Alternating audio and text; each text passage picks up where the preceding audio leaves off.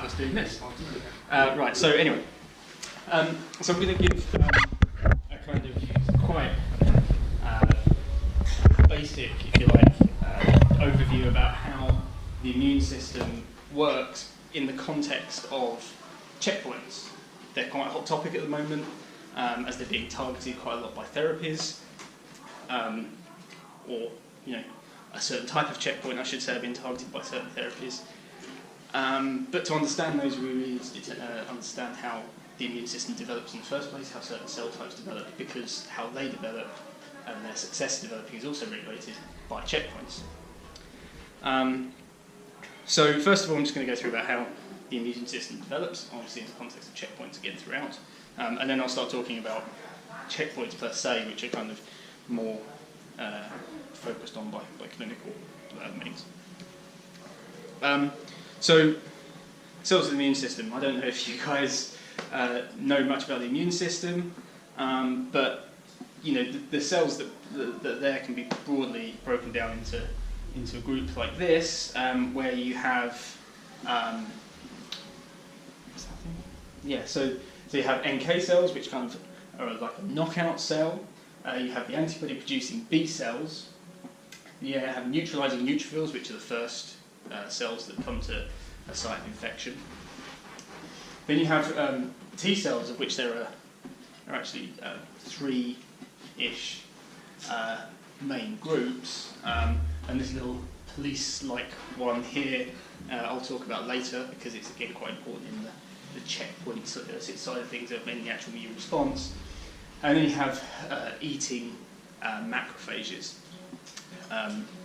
which are again important with regards to the development of certain immune cell types. I'm really going to mainly be focusing on B and T cells, because that's kind of, T cells are mainly where I used to do my research, and B cells are also part of the adaptive immune system, because they develop specifically to certain pathogens and antigens, which is what they recognise. Unlike the other cell types, which are classed as more, they're classed as innate, because they just recognise anything foreign, or actually, in the case of macrophages, they'll even recognise parts of yourself, which are cells which have died and debris and things like that. So first of all, T cells. This is a great field, in my opinion, because they're pretty interesting cells. They develop in a very specialised organ called the thymus, which sits here above your heart. Now, most of us, that will probably be pretty tiny nowadays, because it's mainly there in kind of early life, particularly early teens, where it's kind of doing most of its work, where you're encountering lots of things for the first time. But by the time you get into your late teens, 20s, it really does start to shrink, to the extent that when surgeons used to do heart surgery, they used to chuck this away because they didn't realise how important it was. But by the time people were going in for heart surgery, they didn't really need it anymore. So it was really a bit of a problem. So T cells develop in this thymus, and that's why they're called T cells, because they develop in this specialised organ. When without a thymus, you don't get any T cells, certainly in early life anyway. So this is a bit of a complicated diagram, but I'm going to kind of go through it very broadly. But you see, so the first checkpoint, that a T cell must go through to become a T cell is actually the entry of a stem cell into the thymus. That's the first step, because until it can do that, it can't become a T cell. So they originate in the bone marrow. How they actually get into the thymus isn't entirely known, actually.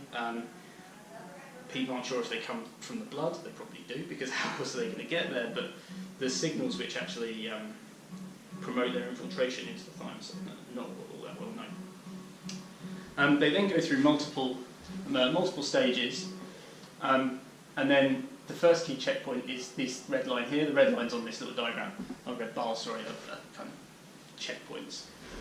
And that's where a cell commits to be a T cell. in the thymus is pretty much committed to be a T cell anyway, but technically, if you take any of those preceding cells out of the thymus, it could become something else. After that point, it cannot. And that is determined by the thymus itself. The cells that make up the thymus create a special environment that force the cells down the route of a T cell. Now, following that, that's when stuff really starts to get interesting, because that's when we start to get what I would call the first checkpoint, which is the T cell has a special protein on its surface which allows it to recognise other cells, all the other cells in your body.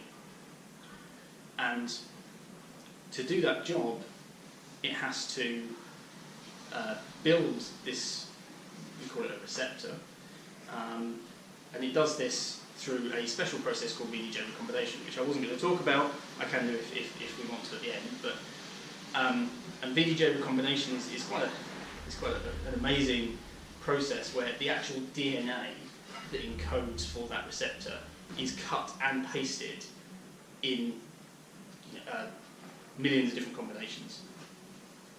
Plus, there's actually further editing that can go on that can make the number of possible recombinations almost infinite. There is a stupidly high number, because the process is completely banned, so it is incredibly high.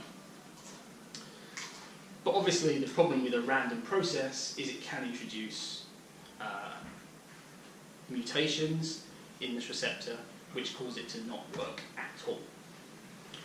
So the T cell receptor is actually made up of two distinct chains, and it's built one at a time. So the first chain that's built is called the beta chain, and this is why this particular red bar here is imaginatively called the beta selection checkpoint, because what happens is, to the process of VDJ recombination, this beta chain is produced, and it's tested to see if it can even be expressed. And it does that with an alpha chain, which is kind of a stand-in alpha chain. And if the cell can successfully make this beta chain, put it together with this stand-in alpha, then the cell can then progress through this checkpoint. Now, the enforcement of this particular checkpoint is incredibly important, because once the cell successfully progresses through it, it grows a lot.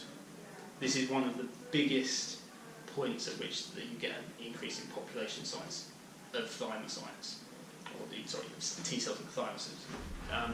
Could I ask a basic question? Of course, yes. So while you've been talking, I thought the outer was the cell membrane, but now that I look at it a bit more, this bit. That's the thymus, right? Yeah, so this is the entire organ. That's the entire organ. Well, obviously not to scale, because and then the cortex is a certain region of that organ. Yes, that's correct. And the medulla is a separate, yes. And that's actually determined not so much by the T cells that are within there, but more the cells that make up the thymus as a whole. Now, those cells that make up this medulla region, these guys here, are pretty cool cells. They have a special protein which allows them to look like any cell in your body. Despite them being sat in the thymus, they can look like an eye cell, as far as the T cell looking at them is concerned. The idea is that they show the T cells anything they might encounter once they've left the thymus and they're floating around your body. I will come to that in a second. That's the upper red bar there. But that is also an incredibly important process. But if you're okay just holding on 2 minutes, I will come to that in a sec. So this beta checkpoint is associated by massive growth. And if it's not enforced properly, you can get tumour. So just the deletion of 1 or 2 proteins which can regulate the growth of the cells at this point can cause the thymus to, well, not necessarily in humans, it's very similar to humans, but it can cause the thymus to be much expanded and the T cells produced to be non-functional and a large population. So you have a leukemia, which is mainly associated, unfortunately, with a paediatric leukemia. Obviously, one of the biggest problems with that is that not only do you have leukemia, but you also have no functional T cells because they just don't go past this checkpoint properly. They don't produce this chain of the receptor, and they can't work. But assuming everything's gone okay, once the cells have produced this beta chain, they've shown it to kind of work. What they do is they then, I'm going to use the mouse quickly.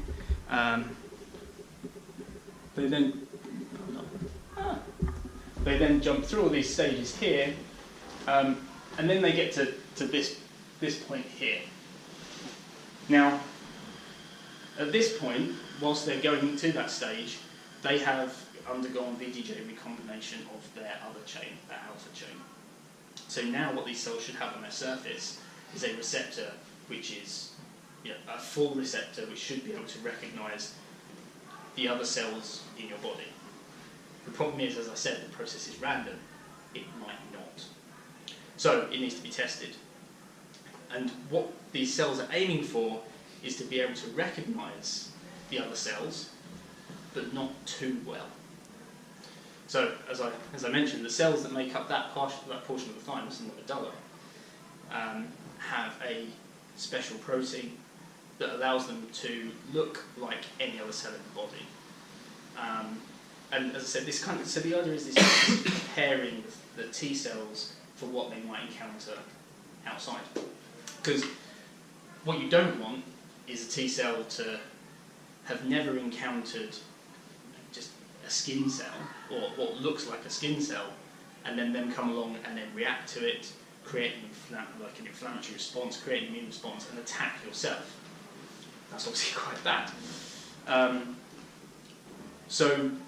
But at the same time, because how T cells recognise pathogens, they're obviously very good at things like viruses which live inside your cells. They need to half recognise your cell to be able to stick onto it in the first place, but not actually mount that immune response. So the idea is you're looking for a happy medium, and that is what's called this positive and negative selection. So what you have is if cells don't recognise anything, they die. They call die by neglect, because they just don't receive any signals and they just shrivel up and die. The ones that recognise things nicely are positively selected. They actually get growth factors and positive signals from the surrounding thymus, and they go on to exit the thymus into the blood. But those that recognise things too well are given a death signal. They're actively killed, and that is again another type of checkpoint, which doesn't just happen in the thymus. I'll mention a few of those proteins that are involved there. Are there lots of death signaling, or is it just one chemical? So it's kind of a combination, and the process isn't. It's kind of known, but it's not that well known. It's thought that it's a downstream process. It's the same signalling pathway that leads to positive selection, but it just goes above a certain level that causes so you get expression of survival factors, but also death factors when you have the signalling through this receptor. But when you have a lot of signalling, you get an imbalance, because you get more. You bias it towards those death proteins which are made by the cell. There are also markers on other cells which can cause the cell to die. And we'll come to that as well. So that's T cells. Another important part are B cells. Now, I don't know if people have heard of B cells. I mean, antibodies. Usually, the antibodies are quite nice to talk about because obviously they themselves can be therapeutic. But this is a nice, pretty picture of an antibody, and what it's made up of. It's made of the blue and red here are what we call the heavy chains. They're the big ones, and the green and yellow are what we call the light chains. And basically, this bit and this bit are the same, as in they recognise the same thing. And if we zoom in on this slightly, the idea is that, again, these are created by VDJ recombination in a random manner within the B cell, and what the purpose of that is to create this binding surface which will recognise, in the case of antibodies, pathogens or proteins that are floating around in your blood or in the tissue that are not hidden within cells. So that's T cells kind of go for the stuff that's hidden within your cells, whereas antibodies go for that which is outside, or can be seen from outside. But in the same way as with the T cell, B cells make this antibody in a stepwise fashion.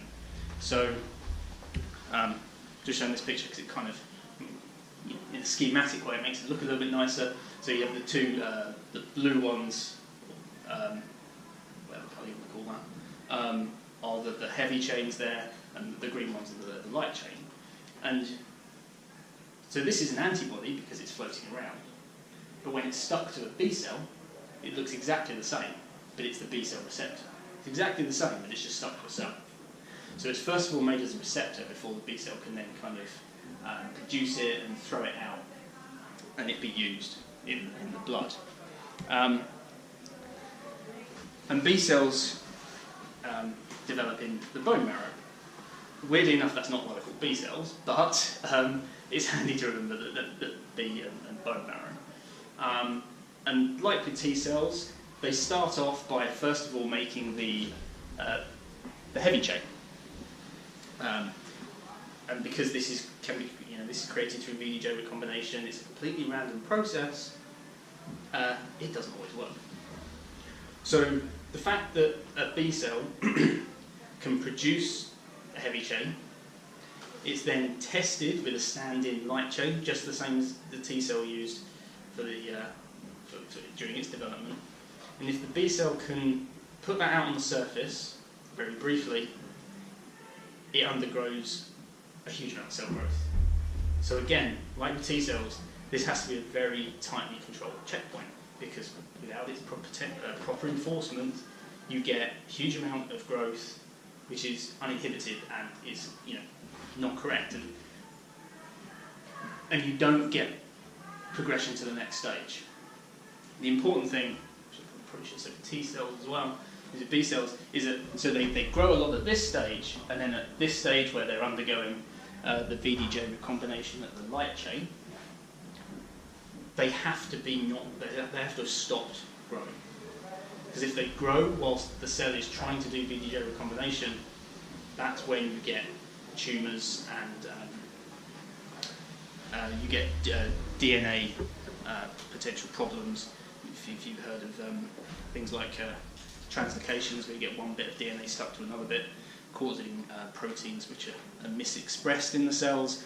This is a great place for that to happen, because VDJ recombination, let's say it's cutting and pasting DNA. If that cutting and pasting isn't done in a very controlled manner, then it's random anyway, and the fact that it can happen all over the genome is not a good thing to happen. So again, T cells are the same in this respect. So once the cell can do that, and it's successfully put a light chain with its heavy chain on the cell surface, that's it. The B cell is free to leave the bone marrow and go into the blood. Now, those of you who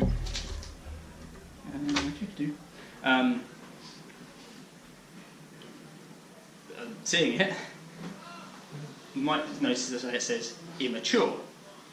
Now, the reason it's not mature is because immunology is never simple. The B cells develop and mature further outside of the bone marrow. They develop in places called lymph nodes and spleens. And they only do this when they have recognised something. So, obviously, you would hope this would be a pathogen and not yourself.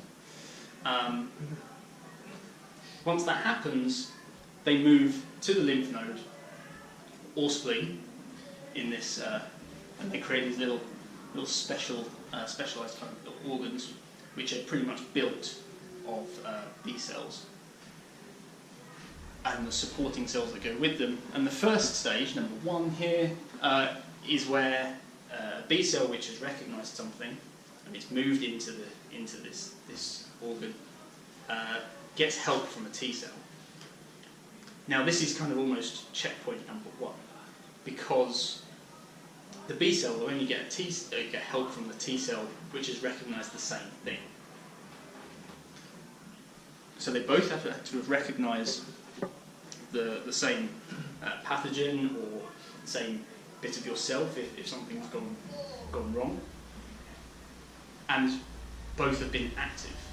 So once they've been activated, that's when the T cell can then help the B cell, and then when it gives it that help, it helps it through direct cell-cell contacts,